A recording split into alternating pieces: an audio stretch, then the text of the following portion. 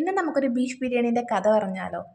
അപ്പോൾ അതിനായിട്ട് ഞാനിവിടെ ബീഫ് നല്ല പോലെ കേകി വൃത്തിയാക്കി വെച്ചിട്ടുണ്ട്. ഇതിലേക്ക് ഞാൻ 5 വലിയ സവോള, 5 വലിയ തക്കാളി, കറിവേപ്പില, മല്ലിയില, പുതിനയില, അതുപോലെ തന്നെ ഇഞ്ചി വെളുത്തുള്ളി പേസ്റ്റ്, മഞ്ഞൾപ്പൊടി 1/2 ടീസ്പൂണും മല്ലിപ്പൊടി 2 ടീസ്പൂണും ബിരിയാണി മസാല 1/4 ടീസ്പൂണും കുരുമുളക് പൊടി 1 ടീസ്പൂണും ഇട്ട് ആവശ്യത്തിനുള്ള ഉപ്പും ലേശം സുറുക്കി ഒഴിച്ച് നല്ല പോലെ മിക്സാക്കി 15 മിനിറ്റ് റെസ്റ്റ് ചെയ്യട്ടെ. അതിനുശേഷം നമ്മൾ കുക്കറിലോട്ട് ഇട്ട് ഇതൊരു 5-6 വിസിൽ അടിച്ചോട്ടെ കേട്ടോ.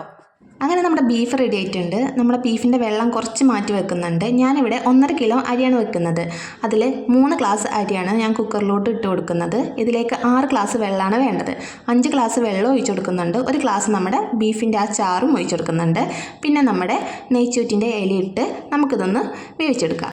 ഇനി നമ്മുടെ ചെമ്പിൽ ഓയിൽ ഒഴിച്ച് ചീരുള്ളിയും പച്ചമുളകും ചതച്ചതിട്ട് ലേശം മുളക് പൊടി ഇട്ട് നമ്മുടെ വെന്ത ബീഫ് ഇതിലോട്ട് തട്ടി 1/4 കപ്പ് തൈരും അതുപോലെ തന്നെ ലേശം കൂടിയും ബിരിയാണി മസാലയും നമ്മുടെ നെയ്യിൽ വറുത്ത ഉള്ളിയും കൂടിയും ഇട്ട് നല്ലപോലെ മിക്സ് ആക്കുക. ഞാൻ ലേശം കൂടി ഉപ്പിട്ട് കൊടുക്കുന്നുണ്ട് കേട്ടോ. പിന്നെ നമ്മൾ വാഴൻ്റെ അതിൻ്റെ മേലെ വെക്കുക.